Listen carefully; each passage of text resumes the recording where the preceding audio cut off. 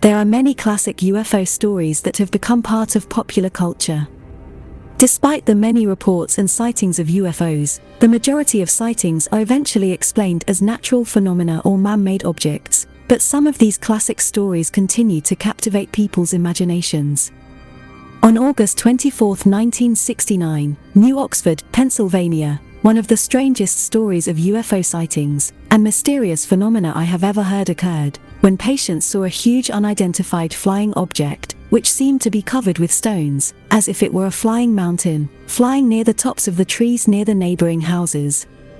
Surprisingly, he was not the only witness, as the mysterious sighting was shared by his father, who later died of cancer, who saw the same unknown flying object.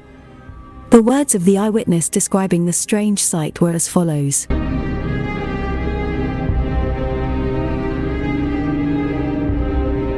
In August 1969, I was helping my father repaint the fences around our house.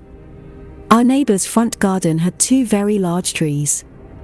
It was late in the evening, but the sun was still shining brightly. Suddenly I heard what sounded like sizzling or cracking. I turned to look, and through my neighbor's trees I saw what looked like something on fire falling from the sky. The fireball literally sizzled and crackled in my ears.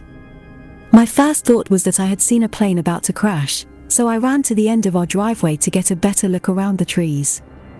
When I looked up, the fireball was gone, but I saw a massive object with yellow and green pulsating lights. It appeared to be solid rock, with some sort of vapor surrounding the base of the object. The vapor seemed to be floating up from the bottom. I could almost make out the large outline of a door on the side of the object, but there were no other distinguishing features. The object was hovering just a few meters away from me and was completely silent. Everything fell silent as I focused on the object right in front of me in broad daylight. I don't think I had ever heard the term UFO before that age in the 1960s.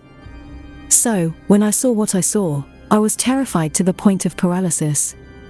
I was so frightened that I turned to look for my dad, only to find that he had also run to the end of our driveway and was standing right next to me. His eyes were wide with disbelief, so I knew he was seeing the same thing I was. We stood there for about a minute before the object began to slowly move away from us.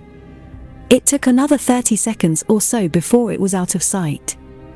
I asked my dad about what we had just seen. His answer still irritates me to this day. He said, "You can never tell anyone what we saw tonight because they'll think we're crazy."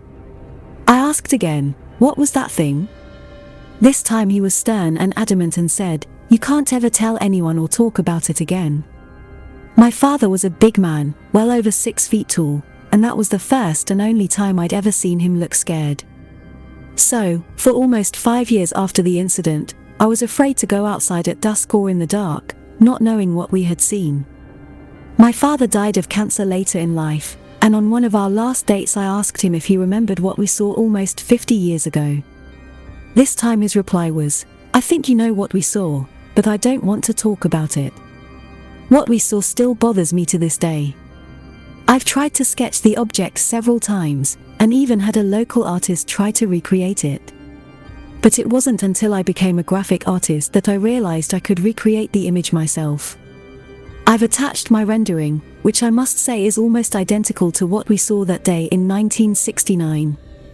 I've only decided to come forward now, because all the evidence released by the government today convinces me that my father and I are not insane.